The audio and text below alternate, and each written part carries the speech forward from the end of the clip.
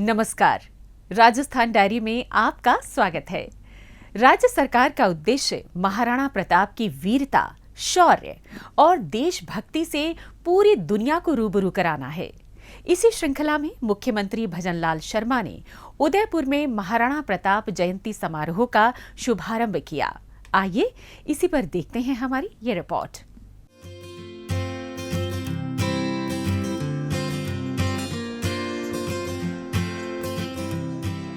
हाल ही में मुख्यमंत्री भजनलाल शर्मा उदयपुर पहुंचे। इस दौरान उन्होंने उदयपुर के टाइगर हिल स्थित प्रताप गौरव केंद्र, राष्ट्रीय तीर्थ परिसर में आयोजित वीर शिरोमणि महाराणा प्रताप जयंती समारोह का शुभारंभ किया। इस अवसर पर उन्होंने कहा कि महाराणा प्रताप न केवल राजस्थान और भारत अपितु पूरी दुनिया के लिए प्रेरणा का स्रोत हैं। उनकी वीरता, शौर्य और देशभक्ति को काल और भौगोलिक सीमाओं में नहीं बांधा जा सकता है। साथ ही मुख्यमंत्री ने कहा कि महाराणा प्रताप का जीवन किसी भी कीमत पर संप्रभुता और स्वतंत्रता की रक्षा करना सिखाता है। राज्य सरकार महाराणा प्रताप के संदेश को पूरी दुनिया में पहुंचाना चाहती है। प्रदेश में जो भी पर्यटक आए वो अपने साथ महाराणा प्रताप की शौर्य की गाथा साथ लेकर जाए। इसे ध्यान में रखते हुए सरकार द्वारा महाराणा प्रताप के जीवन से जुड़े विभिन्न स्थलों चावंड हल्दी घाटी, गोगुंदा, कुंभलगढ़, दिवेर, उदयपुर आदि को सम्मिलित करते हुए महाराणा प्रताप टूरिस्ट सर्किट विकसित करने पर 100 करोड़ रुपए का प्रावधान किया गया है। इस मौके पर मुख्यमंत्री ने प्रताप गौरव केंद्र परिसर स्थित पद्मिनी सभागार में महाराणा प्रताप को समर्पित चित्र प्रदर्शनी का शुभारंभ किया। इसके साथ साथ उन्होंने प्रदर्शनी का अवलोकन भी किया। इस प्रदर्शनी में महाराणा प्रताप जयंती समारोह के तहत आयोजित कला कार्यशाला में स्थानीय और देश भर से आए विख्यात चित्रकारों द्वारा तैयार की गई कृतियों का प्रदर्शन किया गया। मुख्यमंत्री ने प्रदर्शन का अवलोकन करते हुए चित्रों और चित्रकारों की जमकर सराहना की। इस दौरान मुख्यमंत्री ने यहां पहुंचे शहरवासियों व प्रबुद्ध जनों से मुलाकात भी की।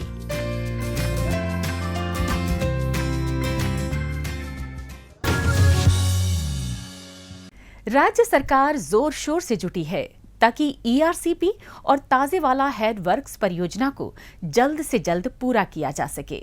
मुख्यमंत्री भजनलाल शर्मा द्वारा इन परियोजनाओं की प्रगति के मद्देनजर हाल ही में बुलाई गई समीक्षा बैठक में इसकी झलक साफ तौर पर दिखाई दी। एक रिपोर्ट। राज्य सरकार की महत्वपूर्ण परियोजनाओं में शामिल है ईआरसीपी और ताजेवाला हेड वर्क्स परियोजना। इसीलिए प्रदेश सरकार इन परियोजनाओं से जुड़े कार्यों को जल्द से जल्द पूरा करने में तेजी से जुटी है, जिससे तय समय पर लोगों को इनका लाभ पहुंचाया जा सके। इसी के मद्देनजर मुख्यमंत्री भजनलाल शर्मा ने ईआरसीपी और ताजेवाला हेड वर्क्स परियोजनाओं की प्रगति की समीक्षा बैठक बुलाई। बैठक के दौरान मुख्यमंत्री ने निर्देश दिए कि ईआरसीपी परियोजना के राजस्थान पार्ट की डीपीआर का कार्य केंद्र सरकार से समन्वय कर शीघ्र पूरा किया जाए। जिन भी बांधों को परियोजना के माध्यम से जोड़ना है, वहां पर अधिकारी खुद जाकर भौतिक स्थिति का अवलोकन करें। मुख्यमंत्री ने नवनेरा बैराज में इसी वर्ष कार्य पूर्ण कर जल भरे जाने के निर्देश भी प्रदान किए। बैठक के दौरान मुख्यमंत्री ने कहा कि ईआरसीपी और ताजेवाला हेड वर्क्स परियोजना की प्रतिदिन मॉनिटरिंग की जाए। ईआरसीपी परियोजना के तहत भूमि अवाप्ति की प्रक्रिया शुरू की जा चुकी है। कार्मिकों को नियोजित कर परियोजना को शीघ्र पूरा किया जाए। उन्होंने अधिकारियों को आगामी 4 माह में ताजेवाला हेड वर्क्स परियोजना के लिए भी डीपीआर बनाने के निर्देश दिए। मुख्यमंत्री ने परियोजना के अंतर्गत भूमि अवाप्ति अधिकारी कार्यालय खोलने और वाइल्ड लाइफ क्लियरेंस व वन भूमि प्रत्यावर्तन की कार्यवाही शीघ्र प्रारंभ करने के निर्देश भी दिए।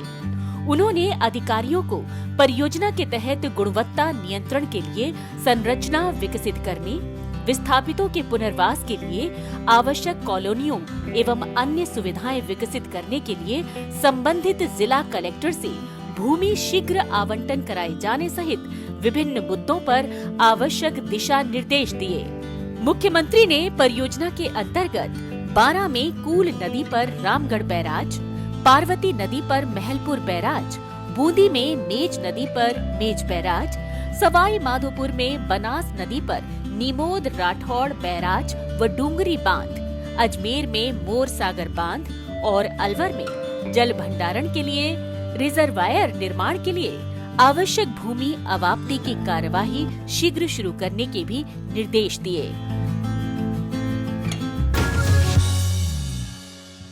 पारदर्शी, निष्पक्ष व समयबद्ध भर्ती प्रक्रिया राजस्थान सरकार की प्राथमिकता है। इसी के तहत मुख्यमंत्री भजनलाल शर्मा ने प्रदेश के सभी विभागों में रिक्त पदों व प्रक्रियाधीन भर्तियों के मद्देनजर समीक्षा बैठक बुलाई।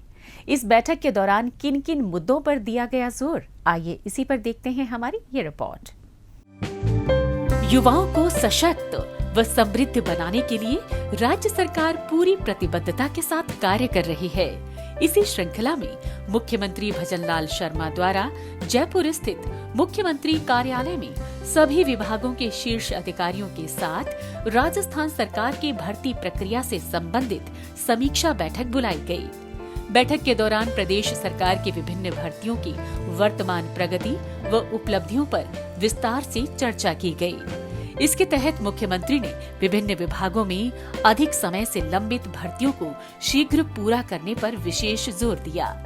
इसके साथ ही उन्होंने अधिकारियों को स्वायत्त शासन विभाग में सफाई कर्मियों के पदों पर 10 दिन में लॉटरी निकालने, चिकित्सा व स्वास्थ्य विभाग में नर्सिंग ऑफिसर, महिला स्वास्थ्य कार्यकर्ता, फार्मासिस्ट व खाद्य सुरक्षा अधिकारी के 14,000 से अधिक पदों पर शीघ्र नियुक्ति देने के निर्देश दिए। इसके अलावा उन्होंने सूचना सहायक भर्ती का परिणाम 2 सप्ताह में जारी करने के लिए भी अधिकारियों को दिशा निर्देश दिए।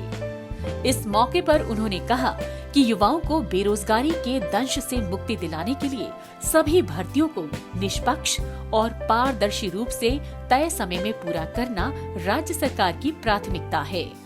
उन्होंने कहा कि वर्तमान सरकार के कुछ ही महीनों के कार्यकाल में अब तक विभिन्न विभागों में 16,500 से अधिक पदों पर नियुक्तियां दी जा चुकी हैं। उन्होंने कहा कि 29 जून को राज्य के विभिन्न विभागों में 7,000 से अधिक पदों पर हुई भर्ती परीक्षाओं के सफल अभ्यर्थियों को नियुक्ति पत्र सौंपे जाएंगे। इतना ही नहीं, मुख्यमंत्री ने अधिकारियों को निर्देश दिए कि सभी विभागों की भर्तियों के लक्ष्य निर्धारित कर उसकी रिपोर्ट हर वर्ष दिसंबर माह में भर्ती एजेंसियों को सौंपी जाए। साथ ही भर्ती एजेंसियां भी कैलेंडर जारी कर समयबद्ध रूप से परीक्षा आयोजित कर परिणाम घोषित करना सुनिश्चित करें। उन्होंने कहा कि भर्ती कैलेंडर जारी होने से अभ्यर्थियों को परीक्षा की तैयारी करने के लिए समय मिलेगा व आगामी भर्तियों की जानकारी भी उनके पास उपलब्ध रहेगी।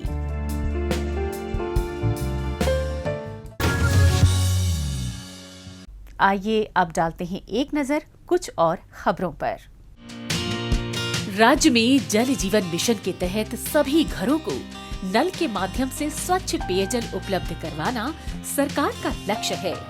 इसी सिलसिले में मुख्यमंत्री भजनलाल शर्मा द्वारा जल जीवन मिशन की समीक्षा बैठक बुलाई गई। इस मौके पर मुख्यमंत्री ने कहा कि इस परियोजना में आगे किए जाने वाले कार्यों में पानी का स्रोत पहले पता किया जाए।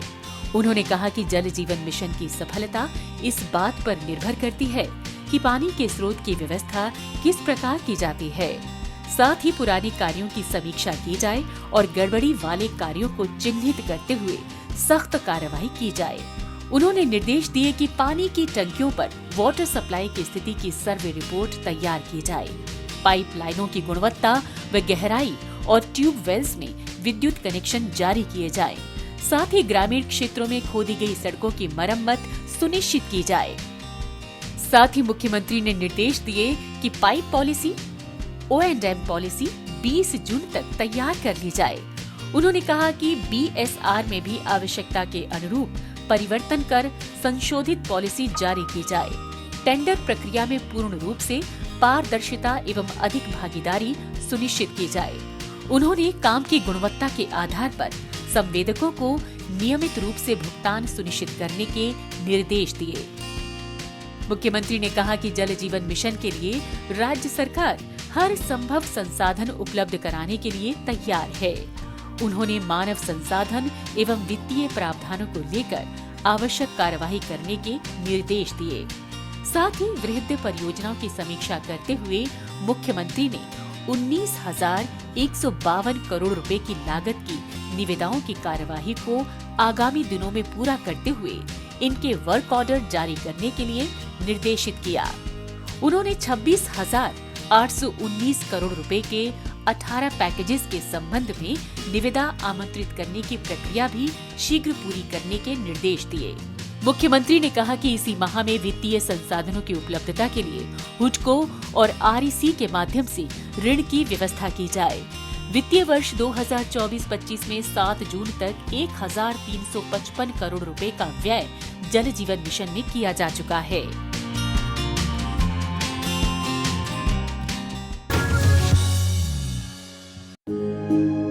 राज्य सरकार बजट की रूपरेखा बनाने में जुटी है। इसके तहत लोगों से सुझाव लिए जा रहे हैं ताकि आगामी बजट को जनोन्मुख बनाया जा सके।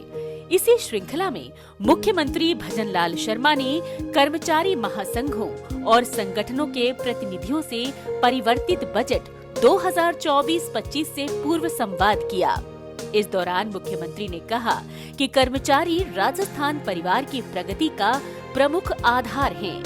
गांव हो, शहर हो या सचिवालय, हर स्तर पर उनकी सक्रियता से छोटे बड़े कार्य संपादित होते हैं। प्रदेश के विकास, लोगों के कल्याण और समाज के उत्थान के कार्यों में उनकी भूमिका से ही आपनो अग्रणी राजस्थान का लक्ष्य प्राप्त हो सकेगा। उन्होंने कहा कि कार्मिकों की वास्तविक समस्याओं का समाधान करना राज्य सरकार की जिम्मेदारी है। साथ ही मुख्यमंत्री ने कहा कि प्रदेश भर में कार्यरत कर्मचारी सभी क्षेत्रों की समस्याओं और महत्वपूर्ण विषयों की नब्ज जानते हैं। इसलिए कर्मचारी संगठनों को अपने अलावा अन्य विषयों के बारे में भी सुझाव देने चाहिए। उन्होंने कहा कि आगामी बजट सभी वर्गों एवं हितधारकों की अपेक्षाओं को दृष्टिगत रखते हुए तैयार किया जाएगा। प्रो पीपल अप्रोच के साथ राज्य सरकार इस बजट में विकसित राजस्थान का रोड मैप तैयार करेगी।